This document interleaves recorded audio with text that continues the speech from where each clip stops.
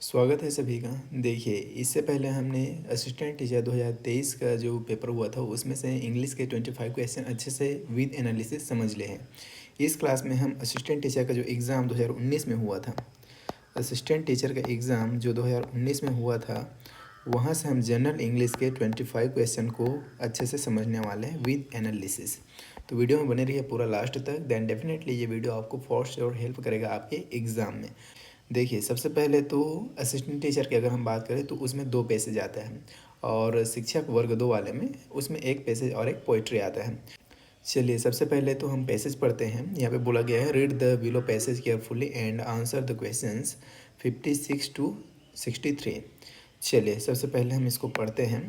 I was one of many children, a short boy with rather undistinguished looks, born to a tall and handsome parents. मतलब मैं बहुत से बच्चों में से एक छोटा सा बच्चा था, मामूली लुक के साथ। मामूली, डिस्टिंग्विश्ड, इसका मतलब क्या होता है? तो मामूली लिख देता हूँ, क्योंकि ये पीडीएफ मैं आपको ऐसे ही शेयर करूँगा जैसे यहाँ पे लिख रहा हूँ, मार्क कर रहा हूँ। जब आप इसका रिवीजन करेंगे तो ये चीज़ें हेल्प करेगा।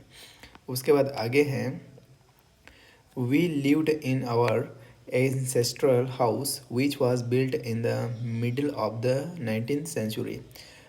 अब यहाँ पे देखिए एक वर्ड लिखा गया है एंसेस्ट्रल, इसका मतलब होता है पूर्वज। लिख देता हूँ इसको भी, इसका मतलब क्या होता है? पूर्वज। We lived in our ancestral house which was built in the middle of the 19th century. हम लोग उस घर में रहते हैं, मतलब पूर्वजों के बनाए हुए घर में रहते हैं जो 19वीं सदी में बना था। It was fairly large pucca house made of lime stone and brick on the mosque street in Rameswaram. अब यहाँ पे देखिए बता रहा है कि ये एक पक्का मकान है जो लाइमस्टोन और ब्रिक ईंटों से बना हुआ है, और ये कहाँ बना है? तो जो मस्जिद रोड है, यहाँ पे देखिए लिखा गया है ना, ये मॉस्क लिखा है, मतलब मस्जिद रोड, मस्जिद रोड में बना हुआ है। कहाँ? रामेश्वरम में। उसके बाद आगे हैं, my austere father used to avoid all inessential comforts and luxuries. अब यहाँ पे देखिए जो शब्द है ऑस्टियर, इसका मतलब क्या होता है? Strict. My austere father use to avoid all inessential. Inessential का मतलब क्या होता है? अनावश्यक, अनावश्यक। कंफर्ट्स एंड लग्जरीज, इसका मतलब तो समझते ही हैं। जो मेरे फादर है वो थोड़ा स्ट्रिक्ट है, और यूज्ड टू का मतलब क्या होता है? पास्ट के हैबिट को बताने के लिए। मतलब वे अपने स्ट्रिक्ट फादर के पास्ट के हैबिट को बता रहे हैं कि वो क्या करते थे, जो अनावश्यक आराम है और लग्जरी है उसको हटा देते थे, है ना, उसको इग्नोर करते थे। हाउ यूवर, फिर भी, our necessities were provided for in terms of food, medicine और क्लोथ्स।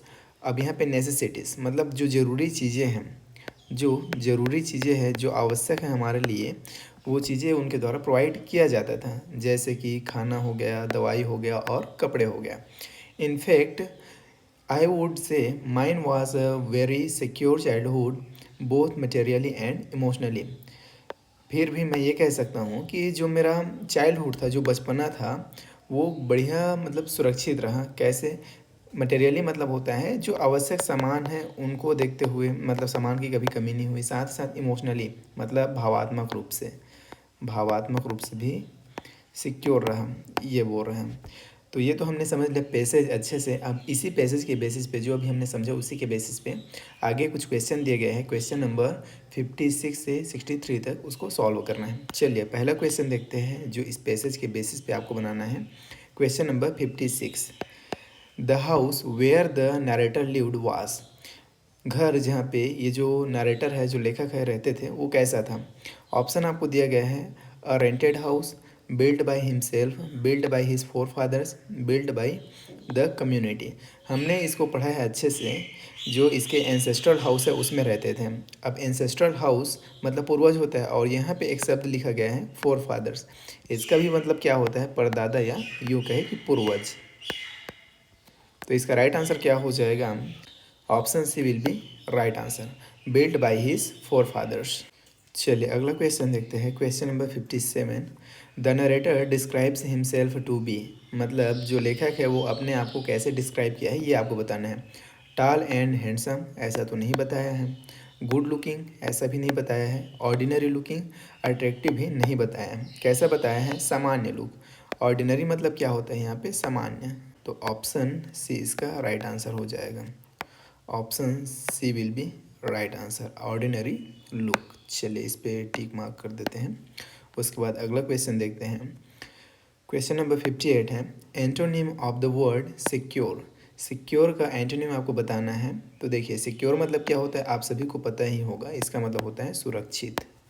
इसका मतलब क्या होता है? सुरक्षित। तो इसका एंटोनिम मतलब अपोजिट क्या हो जाएगा? विलोम क्या हो जाएगा? तो असुरक्षित। असुरक्षित। अब असुरक्षित होगा, अब आपको ये बताना है कि उसमें अन लगेगा कि इन लगेगा कि डिस लगेगा कि मिस लगेगा। अनसिक्योर होगा कि इनसिक्योर होगा कि डिससिक्योर होगा या मिस सिक्योर होगा। ऐसे वर्ड को आप चारों को बोलेंगे तो आसानी से समझ में आ जाएगा, क्योंकि देखिए कहीं ना कहीं हम इन शब्दों को इस्तेमाल किए होते हैं। और जो सही होगा वो सही लगेगा बोलने में, और जो सही नहीं है, जो गलत है, वो अटपटा सा लगेगा बोलने में ही।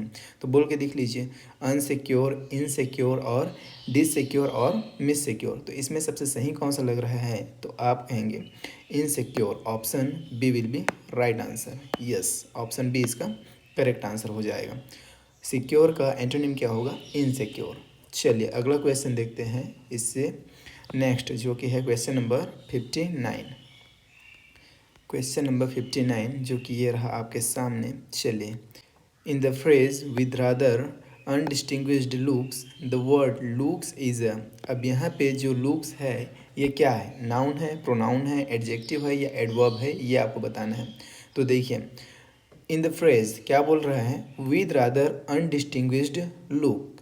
मतलब लुक क्या है? एक स्थिति को बता रहा है ना। लुक एक स्थिति का नाम है, सामान्य लुक को बता रहा है। तो यहाँ पे लुक कैसा होगा? तो आप कहेंगे ये एक संज्ञा हुआ। ये एक संज्ञा की तरह इस्तेमाल हुआ है, तो क्या हो जाएगा? श्योर, ऑप्शन ए हो जाएगा। क्या हो जाएगा? Noun. Option A will be right answer. चलिए अगला क्वेश्चन देखते हैं। Question number 60, the synonym of austere is. अब यहाँ पे ऑस्टियर का सिनोनिम आपको बताना है। और ऑस्टियर का मतलब हमने क्या बताया था आपको? हमने आपको बताया था कि ऑस्टियर का मतलब होता है स्ट्रिक्ट। अब यहाँ पे देखिए, पहला ऑप्शन है स्ट्रिक्ट एंड सीरियस या लॉयल, काइंड, पैशनेट। तो यहाँ पे देखिए पहले ऑप्शन में स्ट्रिक्ट जस का तस लिखा गया है, जो हमने आपको बताया था। हमने आपको बताया था कि ऑस्टियर का मतलब स्ट्रिक्ट होता है, और यहाँ पे ऑप्शन ए में लिखा गया है स्ट्रिक्ट एंड सीरियस। तो डेफिनेटली ऑप्शन ए इसका करेक्ट आंसर हो जाएगा, strict and serious. Next question है question number 61, the narrator had. The narrator had only one brother, only one sister, no brother और sister, many brothers and sister. तो हमने passage में शुरू में ही पढ़ा था। देखिए क्या लिखा है? आई was one of many children. मतलब बहुत बच्चों में से मैं एक हूँ, है ना। बहुत से बच्चों में से मैं भी हूँ, ये बोल रहा है। तो देखिए यहाँ पे ओनली वन ब्रदर तो नहीं होगा, ओनली वन सिस्टर भी नहीं होगा, नो ब्रदर नो सिस्टर भी नहीं होगा। क्या हो जाएगा? तो so simple, many brothers and sister. Option D will be right answer, many brothers and sister. So simple and so easy. आपको ध्यान से समझना होता है, पैसेज को ध्यान से पढ़ना होता है, और क्या पूछा जा रहा है क्वेश्चन में उसको शांति से पढ़ के ध्यान से समझ के आंसर करेंगे तो डेफिनेटली आप सही आंसर तक आसानी से पहुंच सकते हैं। चलिए अगला क्वेश्चन देखते हैं, जो पैसेज का ही क्वेश्चन है। We lived in our ancestral house which was built in the middle of the 19th century. The underlined clause is a। ये कौन सा क्लॉज है ये आपको बताना है। तो यहाँ पे देखिए, we lived in our ancestral house। हम अपने पूर्वजों के बनाए हुए घर में रहते थे, जो कब बनाया गया था? तो 19वीं शताब्दी के मध्य में बना था, ये बता रहा है। मतलब यहाँ पे देखिए विच भी लगा हुआ है, तो ये संबंध बता रहा है ना, ये संबंध बता रहा है। जब संबंध बता रहा है तो कौन सा क्लॉज होगा? संबंध एक ही ऑप्शन में लिखा है, रिलेटिव। रिलेटिव का मतलब ही क्या हो गया? संबंध हो गया। तो इसमें कौन सा क्लॉज होगा? तो आप कहेंगे रिलेटिव क्लॉज होगा, यहाँ पे संबंध बताया जा रहा है। तो yes, option B will be right answer. Option B इस क्वेश्चन का राइट आंसर हो जाएगा। चलिए अगला क्वेश्चन देखते हैं, क्वेश्चन नंबर 63, जो कि इस वाले पैसेज का आई थिंक लास्ट क्वेश्चन है। क्वेश्चन क्या है? In his childhood, the narrator was given luxurious things, basic required things, expensive things, inessential things. तो देखिए हमने पढ़ा है, पैसे में अच्छा समझा है। लग्जूरियस थिंग्स को अवॉइड किया गया, उसको प्रोवाइड नहीं किया गया। एक्सपेंसिव थिंग्स को भी अवॉइड किया गया है, ना कि उसको दिया गया। इनएसेंशियल थिंग भी उनको नहीं दिया गया। नरेटर को क्या दिया गया, तो आप कहेंगे basic required things. Basic required things मतलब ऑप्शन बी इस क्वेश्चन का राइट आंसर हो जाएगा। बेसिक रिक्वायर्ड थिंग्स नरेटर को दिया गया, तो option B will be right answer. चलिए अगला देखते हैं। नेक्स्ट पैसेज आई थिंक, हाँ ये रहा अगला पैसेज। इस पैसेज को पढ़ते हैं ध्यान से, उसके बाद यहाँ पे बताया गया है, डायरेक्शन पढ़ लीजिए। Read the below passage carefully and answer the question 64 to 70। Question number 64 से लेके क्वेश्चन नंबर 70 तक के जो भी क्वेश्चन हैं उसको इसी पैसेज के बेसिस पे हमें सॉल्व करना है। चलिए पैसेज क्या है, पैसेज को पढ़ते हैं और समझते हैं चीज़ों को, उसके बाद इसको सॉल्व करेंगे। The headmaster entered the class with a slightly flushed face and a hard ominous look in his eyes। अब यहाँ पे जो शब्द लिखा है उसका मीनिंग जान लीजिए पहले। फ्लश्ड फेस, फ्लश्ड फेस का मतलब क्या होता है, लाल चेहरा। फ्लश्ड फेस का मतलब क्या होता है, तो याद रखेंगे लाल चेहरा, यहाँ पे लिख देते हैं। उसके बाद आगे है एंड हार्ड ओमिनस लुक। अब यहाँ पे ओमिनस लुक का मतलब क्या होता है, एक तरह से मनहूस समझ सकते हैं। मनहूस या अशुभ भाव, मनहूस या अशुभ भाव लिख देते हैं इसको। ओमिनस लुक मतलब मनहूस या अशुभ भाव।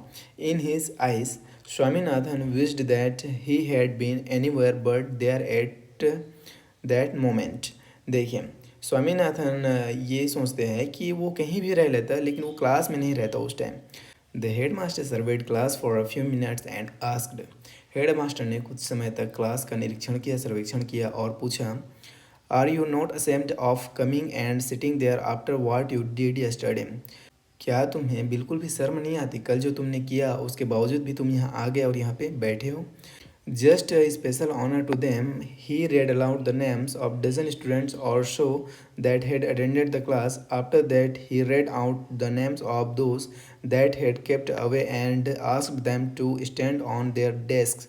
अब यहाँ पे क्या हुआ, एक विशेष स्पेशल ऑनर लिखा गया है ना, मतलब विशेष सम्मान के साथ उन बच्चों के, उन दर्जनों बच्चों के नाम पढ़े जो उपस्थित थे क्लास में, और साथ ही साथ उन बच्चों के नाम लिए जो उस दिन क्लास में अनुपस्थित थे। केप्ट अवे, जो क्लास में अनुपस्थित रहे उन्हें उनके डेस्क पर खड़ा होने के लिए कहा। Swaminathan was among them and felt humiliated at that eminence. और स्वामीनाथन भी उन्हीं में से एक था जो अपमानित महसूस किया उस ऊंचाई पर, जो अपमानित महसूस किया। ह्यूमिलिएटेड इसका मतलब होता है अपमानित, अपमानित महसूस किया। एमिनेंस मतलब इसका मतलब होता है ऊंचाई पर। उसके बाद आगे है then they were lectured when it was over they were asked to offer explanation one by one। One said that he had an attack of headache and therefore could not come to school। He was asked to bring a medical certificate। अब यहाँ पे उसको lecture दिया गया और जब ये सब ख़त्म हुआ तो उन्होंने उन सबको एक्सप्लेनेशन, व्याख्यान देने को कहा एक एक करके।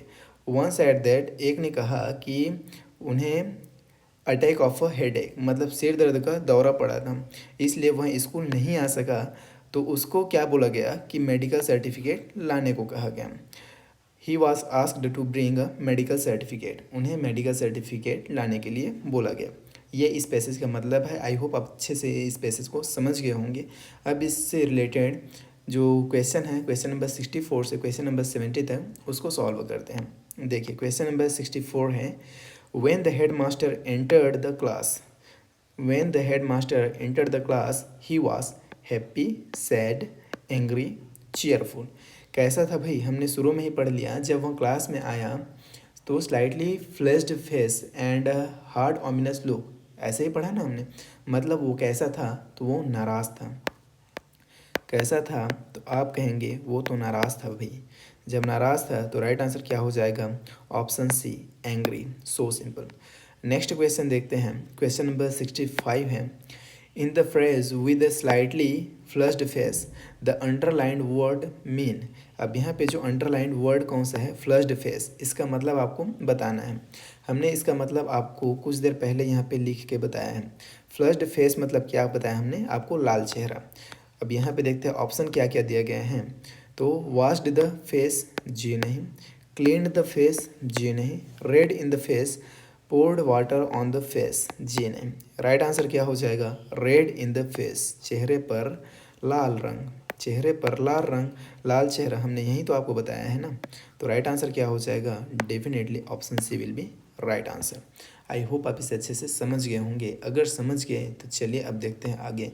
क्वेश्चन नंबर 66, क्वेश्चन नंबर 66 देखने वाले हैं हम लोग, जो इसी पैसेज के अकॉर्डिंग बनने वाला है।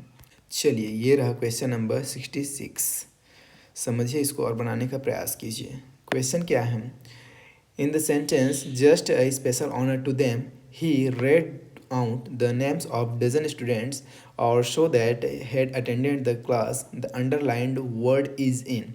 इसमें जो अंडरलाइंड वर्ड है वो क्या है, ये वाला प्रेजेंट टेंस में है कि प्रेजेंट परफेक्ट टेंस में है, पास्ट टेंस में है या पास्ट परफेक्ट टेंस में है, ये आपको बताना है।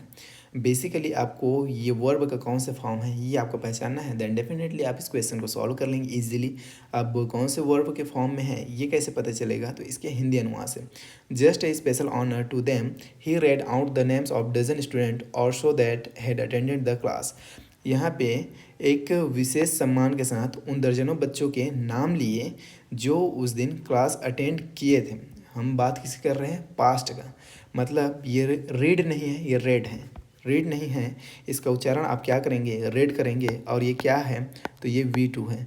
और जब ये V2 है तो V2 किस में होता है, तो आप कहेंगे पास्ट टेंस में होता है V2, पास्ट टेंस में होता है V2। और ये इसको आप क्या पढ़ेंगे, रीड नहीं, ये रेड होगा, क्योंकि इसका फर्स्ट सेकंड फॉर्म तो सेम ही होता है ना। रेड पढ़ते हैं फर्स्ट फॉर्म को, रेड पढ़ते हैं सेकंड फॉर्म को, तो यहाँ पे ये रेड है। तो राइट आंसर क्या हो जाएगा, option C, past tense. So simple. चलिए अगला क्वेश्चन देखते हैं, क्वेश्चन नंबर 67, क्वेश्चन नंबर 67 है। चलिए इसको पढ़ते हैं और समझते हैं इसका राइट आंसर क्या होगा। The head master served class for a few minutes, the passive voice of this sentence would be. जो ये सेंटेंस है, the head master served class for a few minutes, इसका पेशी वॉइस आपको बताना है।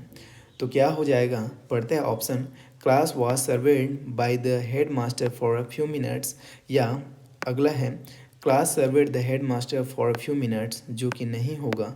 उसके बाद अगला है class had been surveyed by the head master for a few minutes, जो कि गलत है, हेड बीन नहीं होगा इसका। उसके बाद अगला है class was being served by the head master for a few minutes, ING form भी इसमें नहीं लगेगा, ये भी गलत है। राइट आंसर क्या हो जाएगा, तो option A, class was served by the head master for a few minutes. Option A इसका सही पैसिव वॉइस है। कैसे है, क्यों है, अच्छे से समझेंगे पैसिव वॉइस के थ्योरी क्लास में। ऑप्शन ए यहाँ पे इसका राइट आंसर हो जाएगा। चलिए अगला क्वेश्चन देखते हैं, क्वेश्चन नंबर 68, जो कि इसी पैसेज के अकॉर्डिंग बनेगा। क्या कहते हैं question, Swaminathan was among the students who had attended the class the previous day, not attended the class the previous day, an attack of a headache, brought medical certificate। अब यहाँ पे देखिए ये कोई मेडिकल सर्टिफिकेट लेके नहीं आया था और इसको सिर दर्द का दौरा भी नहीं पड़ा था और इन्होंने क्लास भी अटेंड नहीं किया था पिछला दिन। राइट आंसर क्या हो जाएगा, तो option B, not attended the class the previous day. Option B will be right answer. हमने अच्छे से इस चीज़ को समझ लिया है पैसेज में। चलिए उसके बाद अगला क्वेश्चन देखते हैं, क्वेश्चन नंबर 69, क्वेश्चन नंबर 69, जो कि ये रहा आपके सामने, जो कि इसी पैसेज के अकॉर्डिंग सॉल्व करना है। क्या कहता है question, Swaminathan wanted to be, Swaminathan क्या चाहता था ये आपको बताना है। क्या चाहता था भाई, there in the classroom, anywhere in the classroom, here in the classroom, somewhere other than classroom. अब इसका मतलब क्या हुआ, देयर इन द क्लासरूम, वो अपने आप को क्लासरूम में चाहता था क्या, बिल्कुल नहीं। Anywhere in the classroom, classroom में कहीं भी, बिल्कुल नहीं। Here in the classroom, classroom में चाहता था क्या, जी नहीं। क्या चाहता था, तो option D, somewhere other then the classroom, मतलब क्लासरूम को छोड़कर वो कहीं भी रह जाता, ये चल जाता उसको। स्वामीनाथन यही चाहता था, स्वामीनाथन यही चाहता था, और जब स्वामीनाथन यही चाहता था तो इस क्वेश्चन का राइट आंसर क्या हो जाएगा? Definitely option D will be right answer. Option D इस क्वेश्चन का राइट आंसर हो जाएगा। आई होप आप इसे अच्छे से समझ गए होंगे। क्वेश्चन नंबर 70 है antonym of the word ominous. Ominous का विलोम आपको बताना है। तो ओमिनस का मतलब हमने आपको बताया था, एक तरह से मनहूस या फिर ये बोल सकते हैं अशुभ। तो इसका अपोजिट क्या हो जाएगा? थ्रेटनिंग, जी नहीं।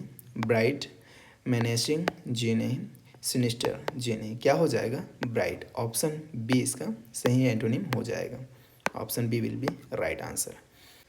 चलिए आगे समझते हैं अब पेडागोजी के क्वेश्चन। जो क्वेश्चन नंबर 71 से क्वेश्चन नंबर 80 तक के जो क्वेश्चन हैं, क्वेश्चन नंबर 71 से क्वेश्चन नंबर 80 तक के क्वेश्चन किसके क्वेश्चन हैं? तो पेडागोजी के क्वेश्चन, जिसे आप आसानी से सॉल्व कर सकते हैं। Language is a habit, this mean, भाषा एक आदत है, इसका मतलब क्या है ये आपको बताना है। Language is acquired through rules, acquired through rules, acquired मतलब होता है अर्जित करना। जब यहाँ पे एक्वायर्ड लिखा है तो रूल्स तो वैसे भी नहीं आएगा, रूल्स तो वैसे भी नहीं आएगा। ऑप्शन ए कट गया।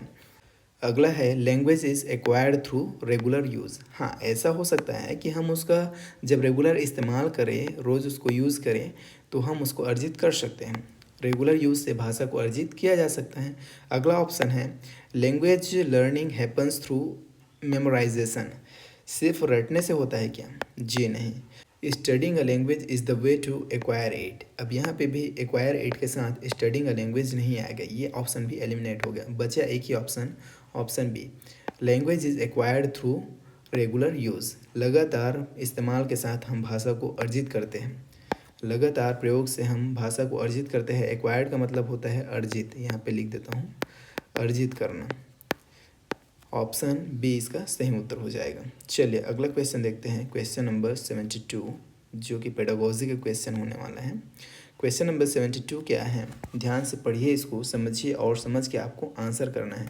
Remedial teaching is meant to, remedial teaching is meant to, remedial teaching का मतलब किससे है ये आपसे पूछा गया है।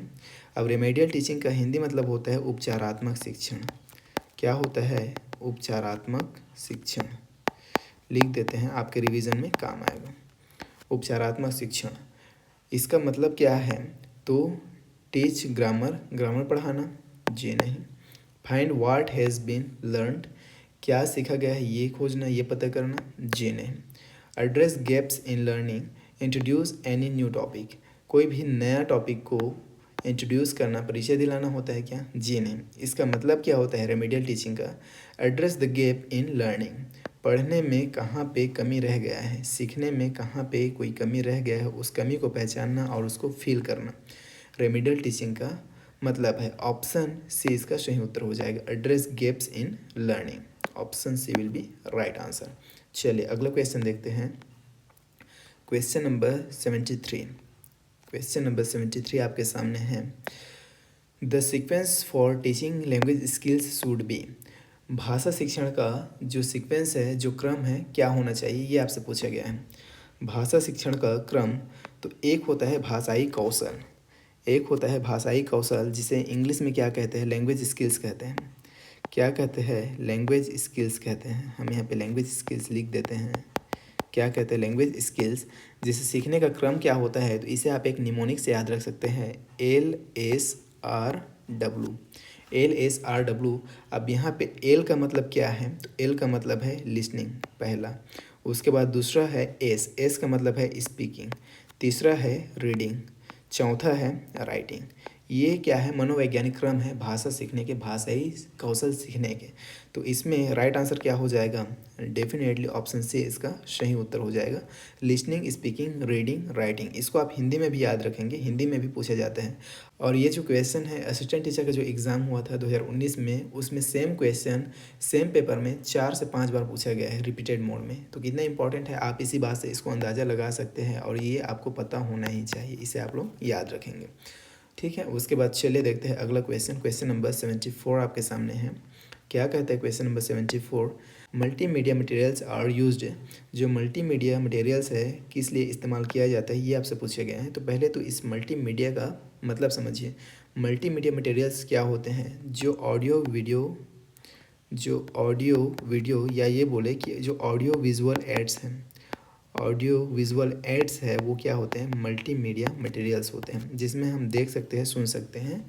इसका इस्तेमाल किस लिए होता है ये आपसे पूछा गया है। तो to replace the teacher, teacher को रिप्लेस करने के लिए, जी नहीं। अगला ऑप्शन है to aid teaching and learning, हो सकता है ओनली फॉर टीचिंग। ये जो ओनली शब्द है ये शब्द ही निगेटिव है, इस शब्द को देख के आप क्वेश्चन को एलिमिनेट कर सकते हैं। Only for learning, only for learning, अब यहाँ पे भी ये जो ओनली है इसकी वजह से इस ऑप्शन को आप एलिमिनेट कर सकते हैं। बचा एक ही option to aid teaching and learning, option B इसका करेक्ट आंसर हो जाएगा, to aid teaching and learning. सीखने सिखाने की प्रक्रिया में एक तरीका है ये जिससे हम आसानी से सिखा सकते हैं। ऐड मतलब क्या है, एक सहायक सामग्री है ये जिससे आसानी से चीज़ों को बच्चों को सिखाया जा सकता है। तो ऑप्शन बी इसका सही उत्तर हो जाएगा। चलिए आगे देखते हैं अगला question, question number 75। Question number 75, देखिए क्वेश्चन नंबर 75 आपके सामने है। ध्यान से पढ़िए, इसको समझिए और ये बताइए कि इसका राइट आंसर क्या होगा। ये क्वेश्चन आपको कराया जा चुका है और हमने बताया है कि जो रिपीटेड क्वेश्चन है 4 बार पूछा गया है वहीं इसका राइट आंसर होगा। तो आप तो अभी तक समझ ही गए होंगे हम बात किसका कर रहे हैं। चलिए पढ़ते हैं क्वेश्चन को। Learning of grammar should be, grammar सीखना कैसा होना चाहिए, ग्रामर कैसे सीखना चाहिए, कैसे सिखाना चाहिए, ये आपसे पूछे गए हैं। तो ऑप्शन पहला है preceding by listening speaking reading and writing, integrated with listening speaking reading writing, preceded by learning vocabulary, independent of all aspect of language learning. देखो सभी जो लैंग्वेज लर्निंग के जो एस्पेक्ट है उससे इंडिपेंडेंट स्वतंत्र रहेगा तो क्या सीखेगा, प्रेसिडेड बाय लर्निंग वोकेबलरी, सिर्फ वोकेबलरी से आप ग्रामर नहीं सिखा सकते। अब 2 ऑप्शन यहाँ पे बचता है। अब 2 ऑप्शन क्या है, preceded by listening speaking reading writing. अब यहाँ पे भी आपको LSRW दिख रहा है और यहाँ पे भी है LSRW। अब ये दोनों में थोड़ा सा कॉन्फ्लिक्शन हो सकता है तो आपको ये बताना है कि प्रेसिडेड बाय होगा कि इंटीग्रेटेड विथ होगा।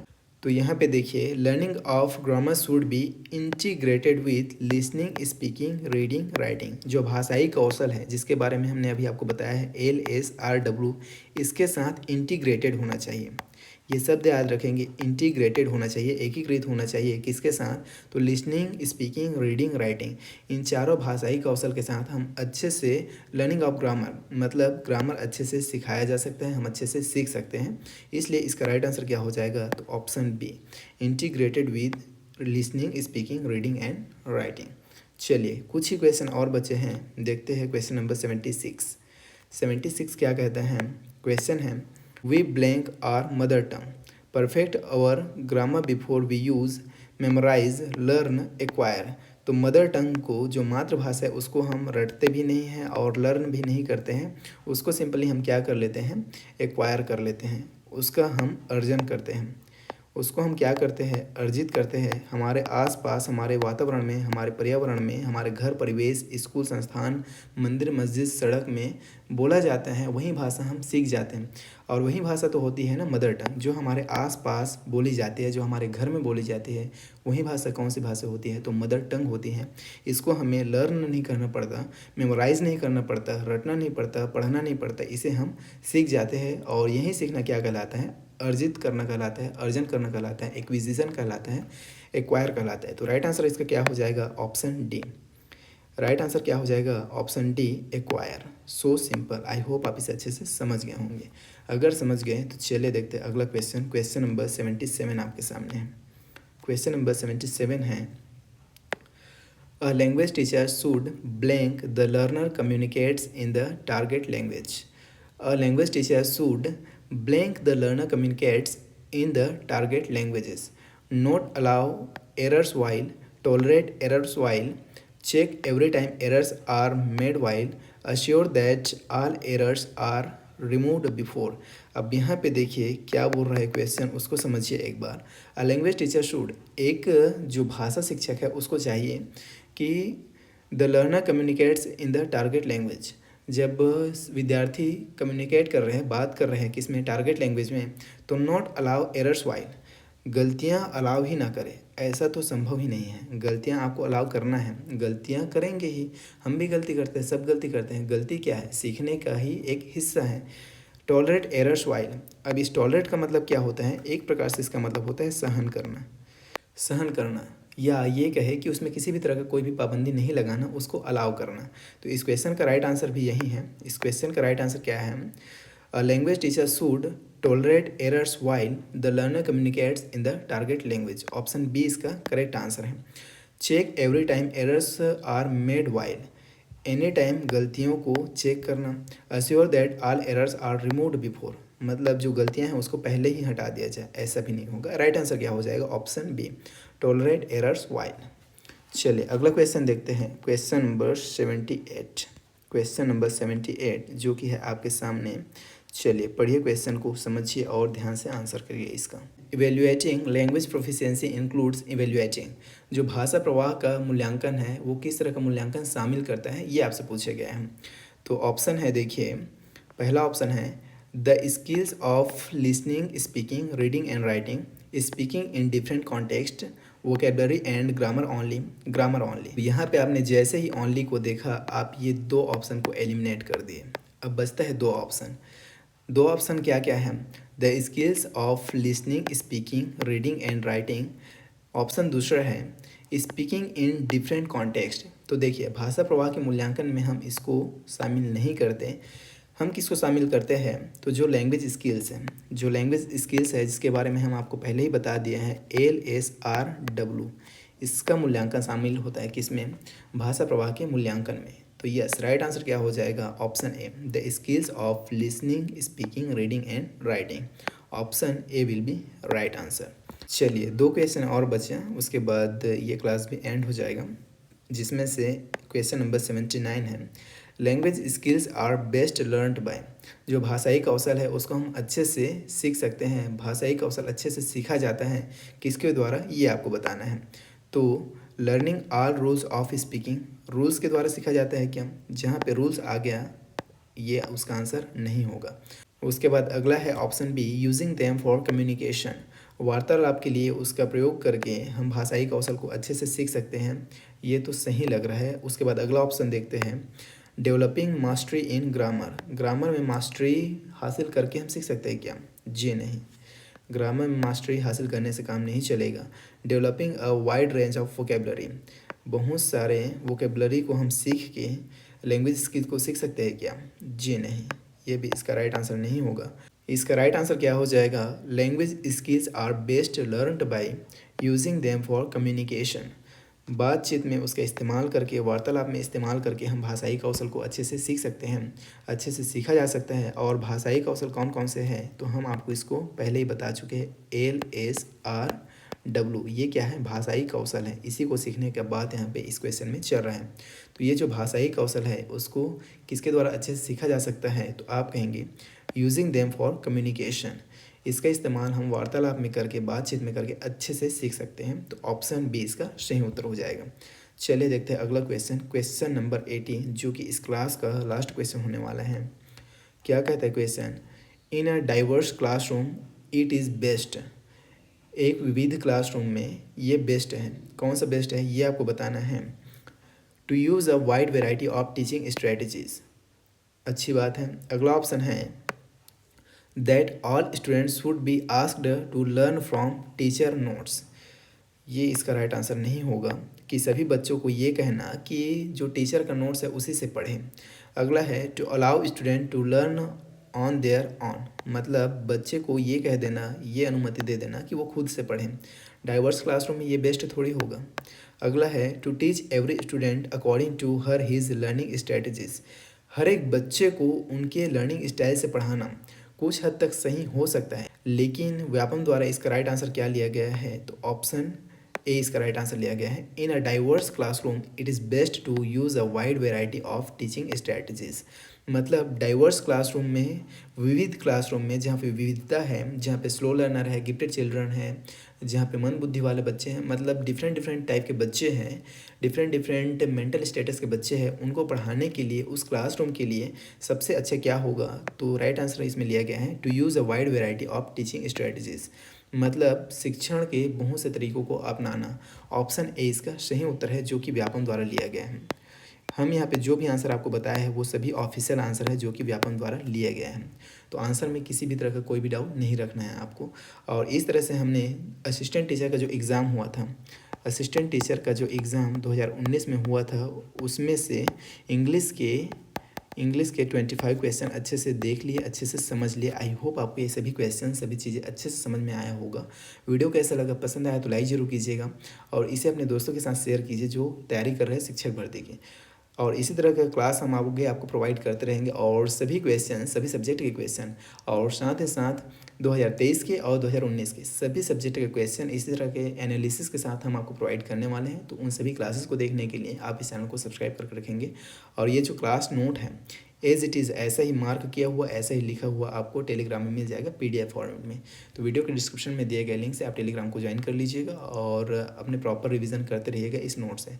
हम आपसे मिलते हैं नेक्स्ट वीडियो में। Till then take care, bye.